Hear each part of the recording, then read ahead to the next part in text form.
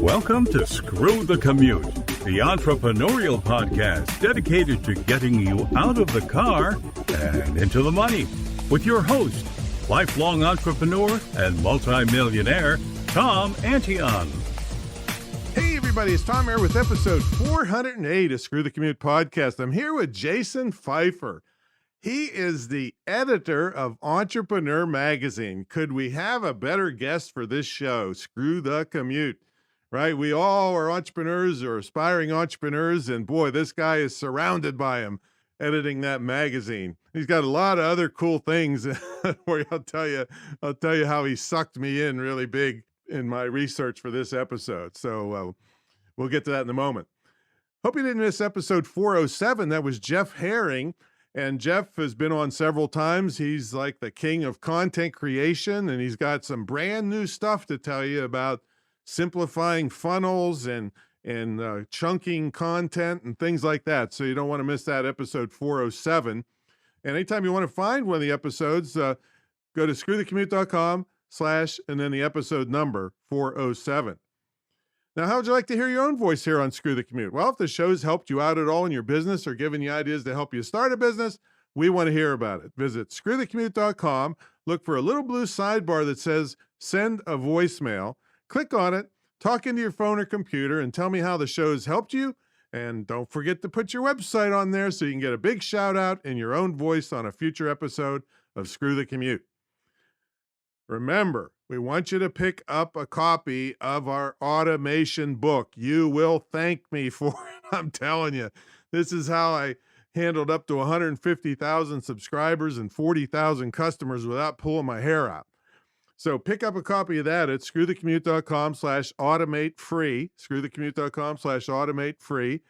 And while you're over there, pick up a copy of our podcast app at screwthecommute.com/app. That's APP. And you can take us with you on the road. All right. I want you to check out my school. You know, this pandemic has turned the world on its head, but it hasn't turned my world on its head and my students' world because we can sell at home. I've been selling on the commercial internet since it started around 1994. Been teaching it since 97 or 7 or so. And I formalized the training in about 13 years ago, where I got a state license where nobody on earth has gone through the scrutiny to teach this like I have. Background checks, criminal checks, the whole bit.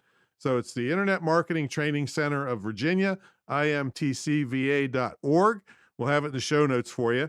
It's certified to operate by the State Council on Higher Education in Virginia, but you don't have to be in Virginia to go to this school. If you speak English and you can hear my voice, you can attend. And it's hardcore skills that every business on earth needs. You'll learn about email marketing, chat bots, text marketing, blogs, product production, digital stuff, all the things you need to know and that small businesses need, social media, all these things. We have students making money, a few months into the school, long before they even graduate. We don't like the four-year schools that, just teach you how to protest and then you're competing for jobs at Starbucks. So check it out. And a little bit later, I'll tell you how you can get a scholarship. No, I'm going to tell you now because I don't want to interrupt anything at all from our super guest, Jason. So if you're in my mentor program, the Great Internet Marketing Training.com, which is the longest running, most successful, most unique ever in the field of internet marketing. I've been running it over 23 years and 1,700 plus students that's still going strong, but it has unique features like coming in to the immersion weekend for the Great Internet Marketing Retreat Center. You get time in our TV studio where we shoot videos for you and edit them. You get a scholarship to my school that I just told you about. So I don't want to hit that too hard right now because I'm really excited to get to Jason. So let's bring on the main event. I'll tell you what, Jason Feifer is here with us. And let me tell you first why I don't like him. The guy is such a great storyteller. He sucked me into watching or listening to a 42-minute podcast on elevator history. All right, so this guy is amazing. He sucked me in. I couldn't stop listening to it. But he is the editor in chief of Entrepreneur Magazine. Perfect place for this since I've never had a job. So I love that magazine for many years.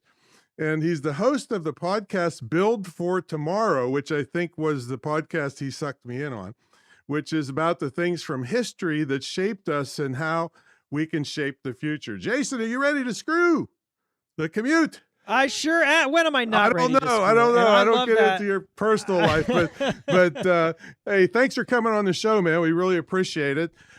This is the people on this show just want to get out of the darn job, or they want to improve their business. And I thought, who better than the guy that's surrounded with entrepreneurs forever to bring on the show? I love it. I'm here for it, and I am so glad that I sucked you into 42 minutes. Oh man, I was thinking, man, I do not have time for this, but man, I wonder what's next. That's the greatest compliment to a storyteller. I love it. Well, then I got 50 minutes on fork history. Oh my goodness! Oh, don't tell me that. I'll be sucked in again. So. So I researched you a little bit, and it's kind of interesting because most of the people that we have on are, quote, entrepreneurs. They have their own business and so forth. But I looked at your history, and you've worked for many magazines and currently entrepreneurs. So do you really consider yourself an entrepreneur or a reporter of about entrepreneurs? So if you had asked me that 5 years ago, I would have said a reporter.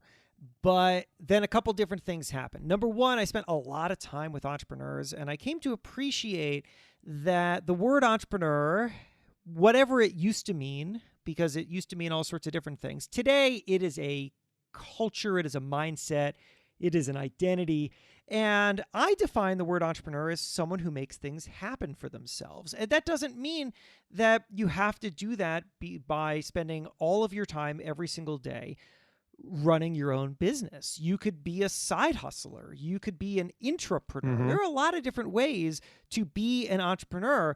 And for me personally, I do have a history. My career has been in media. I've been working for national magazines for a very long time.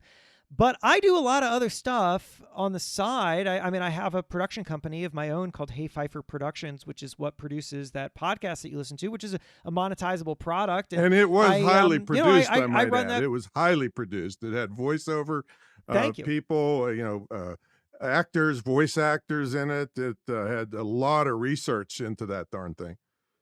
Yeah. Tons. And there's a lot of stuff on the back end that I do for that show. And then I have a whole bunch of other things that fall into Hey Feifer Productions, speaking, a book deal, a number of other things. And so I would say that I right now am a model for probably some of your listeners who are working at a regular day job and are trying to figure out how to build something of their own. And you can do both at the same time. You can be working your day job and you can be building these other things that maybe aren't drawing enough stability and income for you to work full time at it. But you are exploring, you're building, you're creating opportunities, and you're laying the foundation of something that you'll be able to stand on later. And what I teach around here is I want to eventually make it too expensive for you to go to work anymore. because the side stuff is making you money. But you're a pretty daring guy, I got to tell you, because I understand you wrote a novel with your wife, and most people have World War III on picking where to eat this evening. How did you do such a thing? Yeah, I did. So first of all, funny thing to talk about on a show called Screw the Commute, because the original name is, so that book was called Mr. Nice Guy, but the original title of that book that I for years, this is what we were calling it, was called Screw the Critics. And the reason for that is because it was a book about it's a romantic comedy. It has absolutely nothing to do with entrepreneurship. It's about two people who each week sleep together and then critically review each other's performance in the magazine. And it was an idea that I had. Do the readers of the magazine know that that this critique is about the husband or wife of the other?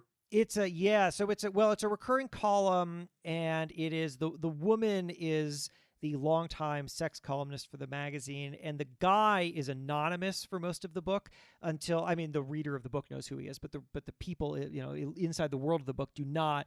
And there's good reason for that. And then it gets revealed. But if she is portraying herself as a slut that's like sleeps with somebody different every week, or they know it's the same guy. She's portraying herself in a kind of Carrie Bradshaw Sex and the City way, where she's out there experimenting with her own sex life so that you, the reader, can understand what it's like to be a single person in the city. But it's the same guy every week. That's her shtick. But in this case, I mean, it wasn't for a long time. She was doing this for a while. Okay. And then she meets this guy at a bar. I mean, now if you want to know the whole thing, she meets this guy at a bar, and then she skewers him in the magazine, and then he reads the magazine because ...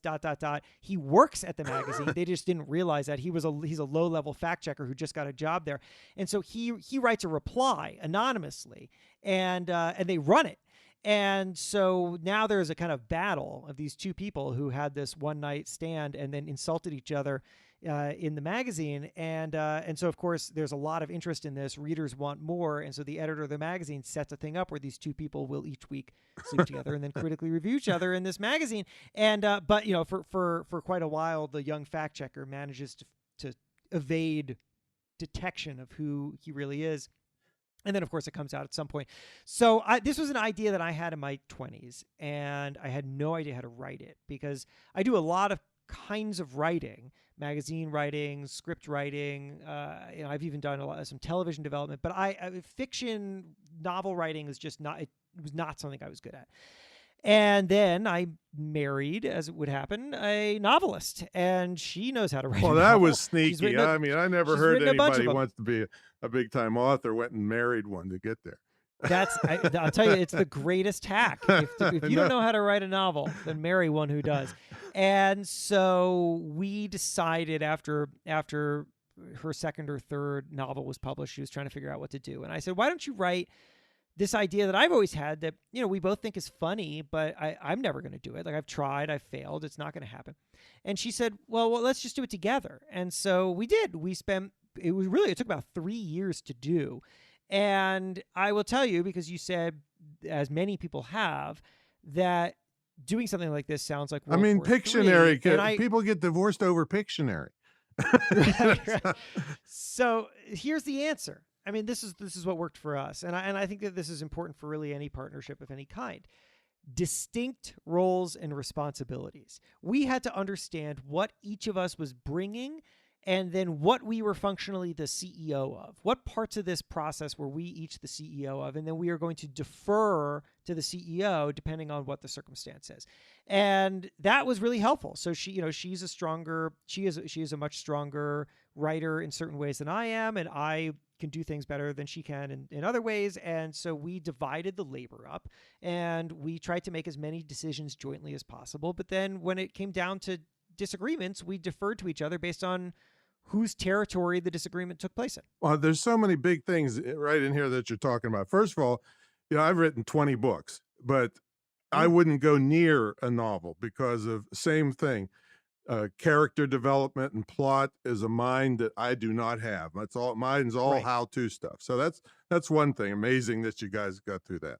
But the second thing is we're talking about a family business here. And even though you wrote out the roles, in a lot of family businesses, they might have roles, but they can't enforce them. And that's why they go under. They don't want to hurt, cause, a mess in the family. And in your entrepreneurial, all the entrepreneurs you're surrounded with, how do family businesses fare? Well, I think you make a really good point here, which is that you either create a structure that works and then you learn to stick with it, or it's all going to fall apart. And I've seen it play out both ways. The real key, I think, is understanding who has what role, respecting that, staying with it, and then also, I think, just as importantly, is also just respecting and understanding everybody's relationship to each other, how that relationship may change depending on the setting. Right? The relationship at home is different from the relationship at work. You have to treat it like that. And having a constant understanding of the journey that you're on, that you can't go to war over little things because there's so much at stake. And that's true regardless of whether or not you're working with somebody who you have some other kind of personal relationship with, be it a, a sibling or a parent or a spouse or a friend. But if you can keep in mind what the long game is here, which is to build something great, but also make sure that the relationship takes priority as well, then I think that you are really setting yourself up for success. Yeah, and I've experienced this in multiple ways. I'm just saying, I think it's really hard. You did a big thing here, much bigger than people would realize. Yeah, I agree. I think that's true. It's funny. It doesn't feel that it was a big thing, and I think part of that was because and this is, I think, another key to getting into business with anybody who you have, getting into business with anybody, certainly anybody who you have a pre-existing relationship with, is we went into it understanding how each other works and what each other's strengths and weaknesses are, and where we could push each other and what was going to be most important. And if you don't understand how somebody else works, if you don't understand how compatible you are with them, I think you need to figure that out to the best of your ability before you make some kind of very Right. long commitment. Now, in 3 years, did you have any big fights over this? Yeah, no big fights. No, Okay, we because had no big one of fights. We had disagreements. Yeah, a lady that been married a long time, she said, I asked her, what's the key to it? She said, you got to learn how to fight so that you don't cross that line, to really do damage. And so I said, that's seems interesting. a good idea. I think that's good advice if you happen to be a fighter. Well, right? you're Mr. But if Nice you're Guy. not That's what she's doing. Yeah, well, it's funny. People always think that the name it's like I'm Mr. Nice Guy. I'm not. It's something else. But there's a reference to what happens in the book. But I am not a fighter. I am a resolver, and my brain happens to work in that anytime there is any kind of challenge, whether it is a conflict with somebody or it is just trying to figure out why something isn't working or how to, my brain goes down to the fundamentals. I think, okay, let's get down to the ground level of this and try to build it back up. Why is this happening? Why is this hard to understand? What are the needs here? What's important and what's not important? And the more that I can understand that, the better I can figure out how to go forward. And my wife is the same. She is a really good communicator. Really, really good. I mean, this was a big contrast between my previous, my serious relationship, and then when I met Jen, my wife, is that in my previous serious relationship, we had a hard time communicating, in part because when something was wrong, it wasn't talked about, it festered.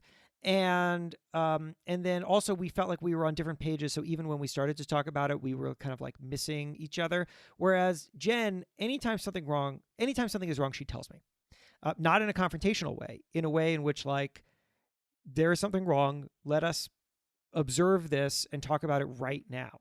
Not like the comedians portray that, where, is there something wrong? No.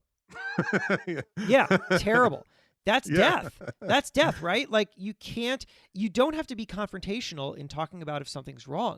You just lay it out. It's a problem to be solved. And neither of us are fighters. We don't have like fights. We disagree, but we don't like fight. And to me, there's a big distinction, right? Like to me, fighting is like being angry, saying things that are driven by emotion. And we don't do that. We debate. We disagree, but we keep it down on a fundamental, like, let's keep in mind what the long-term goal here Jason, is. You missed your calling. Preservation of the relationship. You missed your calling. You two should be marriage counselors. I don't want to deal with anyone else's problem, Mary. I don't want anybody else's problem. I have it figured out. I have it figured out how you made this work, because you do not believe in the 3 most dangerous words. This is impossible. Tell us about that. That was like an expert level transition where you took something from my work and you applied it to this other thing. I get around a little bit, put it that way. It was great. Well done. Everyone should take notes on that. This is impossible. That came from a column that I wrote quite a while ago. And the argument that I made was that those are the 3 most dangerous words in entrepreneurship, or really in life, because they are so completely self-fulfilling. The second that you decide that something is impossible is the second that you decide to stop trying to figure out how to get it to work. And then, of course, it is impossible, because at that point you've given up. But so often what I am seeing from the entrepreneurs who I meet with is that the successful ones, they come from this, well, Bethany Frankel, skinny girl, Real Housewives of New York, she likes to say, because I just talked to her, she likes to say, come from a place of yes, which is like, what can we do? Kara Golden from Hintwater uses that phrase all the time as well. What can we do? She tells this story over and over again of all the times in which she was trying to build this beverage brand, which is, of course, a very difficult category to grow in.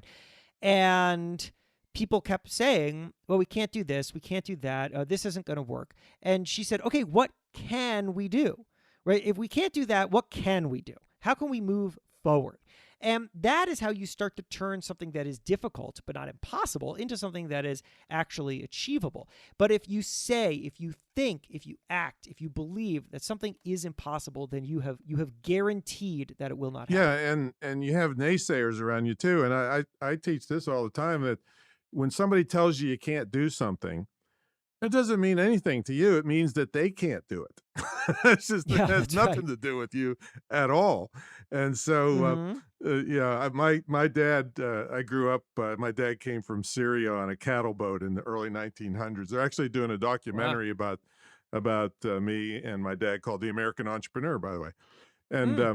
And when he was, do you remember Johnny Cash? Sure, of course. Okay, well, he wrote a song called A Boy Named Sue, because he was an old drunk cowboy, thought he wouldn't be there to raise his kids, so he named him Sue, so he'd have to scrap and crawl. So my dad was 50 when he had me, and he figured he wouldn't be around to raise me, so he would have pillows, and just when I was crawling as a baby, and put my toys on the other side of them to teach me how to overcome obstacles. And to this day, if you tell me I can't do something, you better get out of the way as I blow by you doing it. And I won't cheat anybody or step on anybody to do it, but it's always somebody else can't do it. It's not you. You can do whatever you want to do. But and you can also suck somebody in for 42 minutes to listen about freaking elevators. And tell us about that podcast. Because when I was listening to it, I think, okay, he's going to interview a guy. I'll listen for a couple of minutes and then I'll get the idea. And then here I am 42 minutes later looking at my watch like, oh man, what's going to happen next? So it's not that at all, is not it? at all, man. I mean, I've been around a long time and I never heard anybody suck me in that deep with the story. So you did good. Well, that's great. I really appreciate that. Yeah. I really firmly believe, and there are many, many ways to do this. Everyone can do it differently. But for me, especially because I come from media and storytelling is my skill set, that I have, this is where I have to really apply this thing that I'm about to say.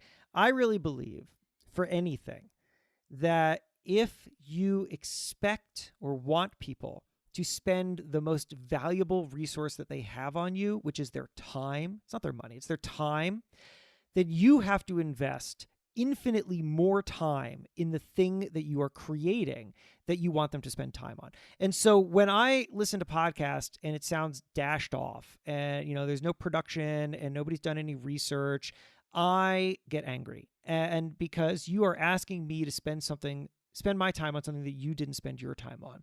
So to me, when I set out to make a podcast, I thought, what can I create that literally nobody has heard before? What can I do that's just going to be completely unique? Because to me, if I'm not creating something that's completely unique, then why am I doing it? What's the point? There's so many other people who are already doing a million different versions of other things. Why would I just join them and do another version of it? All right, now Maybe let me do it better. I don't know. Let me ask you if I have this correct. It appears to me, and just listening to one episode, that you mixed your storytelling talent with history and then tied the history to the present and the future. Is that a fair? That's exactly right. The show is about the things that shape us from the past, and then we take those lessons to try to understand how we can shape the future. The episode that you listened to about the elevator has all sorts of lessons in it about how culture adapts to new technology and how we can wrap our heads around things that are new around us that may seem scary and frankly impossible, but that in fact have so much benefit if we're able to understand the opportunity differently. The history of the elevator is actually a fascinating, totally complex, Well, I'm totally saying it weird sucked thing. me in for 42 minutes, but I'm always looking at. So I had an entertainment company, so I'm always looking at the comic side of things, and I'm thinking about that Texas congressman that was debating in Congress whether you should take your hat off for a woman in the elevator Yes, or not. in the elevator, right? That was. But here's what I'm thinking. I'm thinking, you know what? Their approval rating then for that is probably higher than the Congress's now for the stuff they talk about. Yeah. Well, I mean, look, I'll tell you. So the show for listeners is not, every episode is not about the elevator. It's just one Right. episode. But what I do is I dig into a lot of different innovations and questions like, why do people hate being told what to do, and how do No, you come change their on, behavior Jason, anyway? stretch yourself. Make a and so- whole series on elevator. just the elevator. But I'll tell you, because we're talking about the elevator, I'll tell you one of my absolute favorite facts about the elevator, which I think is actually quite relevant to entrepreneurs. And that is this. So as you'll remember from the episode, when automatic elevators were introduced in like the 40s and 50s, this was a radical new thing, because prior to that, there was always a elevator operator. And we today might think of an elevator operator as just the person who like sits there and presses the button. But the history of the elevator operator is that originally the elevator operator was literally the person who moved the elevator. They would pull a rope or they would turn a crank and they moved this thing up and down. And then eventually it evolved to the point where they were just pushing a button. And so eventually the manufacturers said, well, why don't we just get rid of this person? Buildings don't want this person. They have to pay for this person. Also, having an elevator operator is extremely annoying and inefficient, because there used to be, the elevator operator doesn't work 24 hours a day, which means that you might miss the last elevator in the way that you missed the last train today. So people wanted to get rid of these elevator operators, but when they did, people, the average consumer, was totally freaked out, like very uncomfortable walking into the elevator, fearing that the elevator could think on its own and what was it going to do is very unusual. And, to be fair... And then the unions jumped in too. Just like today. The unions jumped in. Absolutely. They sure did, because they started scaring people and saying, look, an elevator without an elevator operator is a dangerous thing.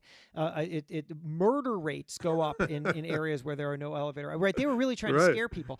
And you can understand the fear here, because there is no other experience that we have in which we walk into a closed space with no human operating it and no way to look outside of it, no windows, and then it moves. Right? We don't have that. It's not the car. It's not the airplane. There's no other experience. It's not the subway. There's no other experience like that. So people were freaked out. Anyway, the whole point of this is, what was the thing that ultimately shifted the tide?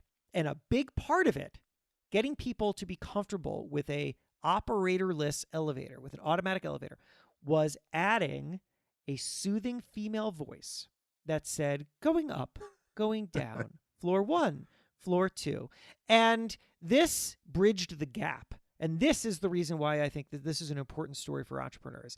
This bridged what I like to call, or rather, this created what I like to call a bridge of familiarity, where the inventors of this thing, the innovators, the disruptors, they thought that by itself, this new invention was going to be so compelling to people that they would change their behavior. But that's not what happened. Instead, what happened is that people were freaked out by it. And what you had to do is you had to identify what is the thing that people need, what is the familiar element of the old thing that they need to bring along to embrace this new thing, a bridge of familiarity. Anytime that you offer something disruptive, people will not immediately understand it the way that you do. New ideas can be scary to people. And so you need to prove to them, not just that this is valuable, but that it's also kind of a new version of an old thing. It's a better way of doing something that they're already comfortable with. As I study the history of innovations, I see over and over again that this is the key to getting people to embrace new things is it's showing them that the new thing isn't brand new. It's actually a new version of an old thing. Yeah, and I heard you say on an airplane that you looked out the window and you figured, I'm risking my life in this thing that I know nothing about.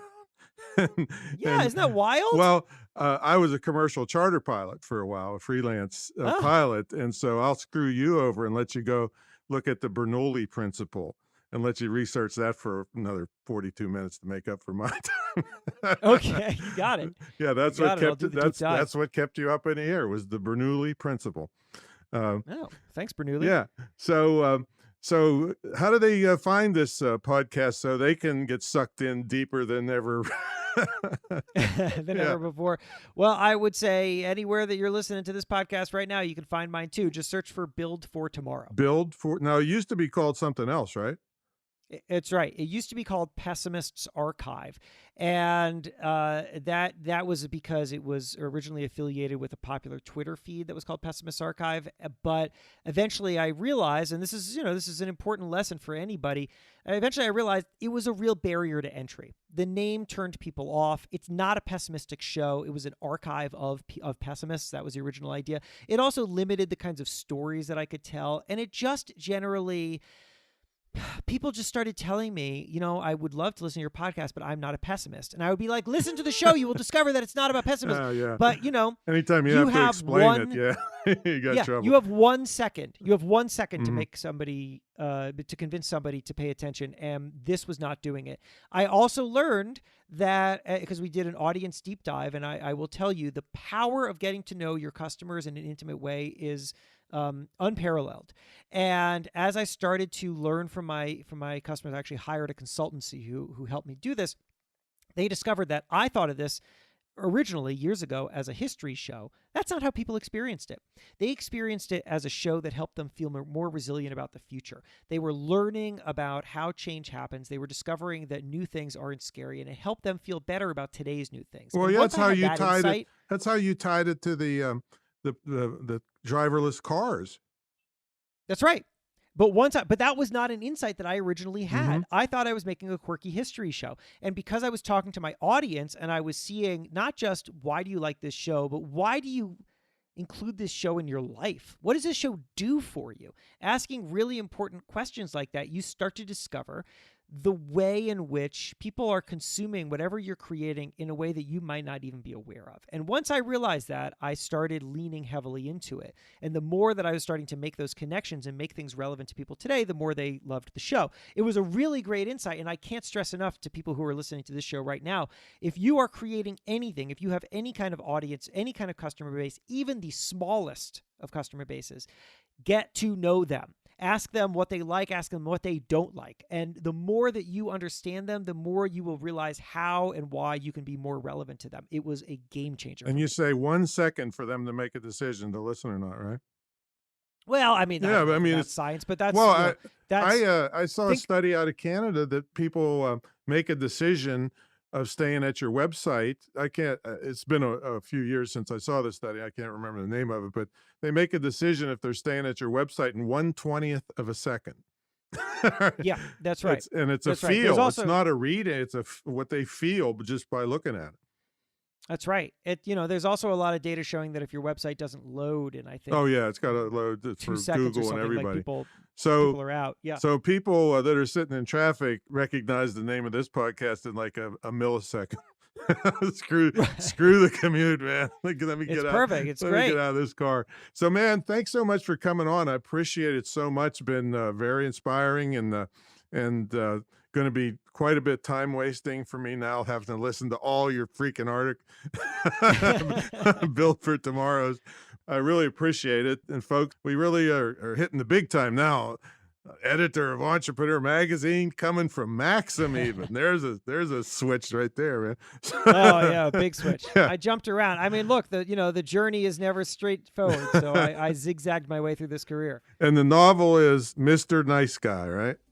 The novel is Mr. Nice Guy. Mr. Nice Guy. Expect no lessons in entrepreneurship from Mr. Nice Guy. If you're looking for a fun beach read, it's there for you. All right, man. Thanks so much for coming on, and we will catch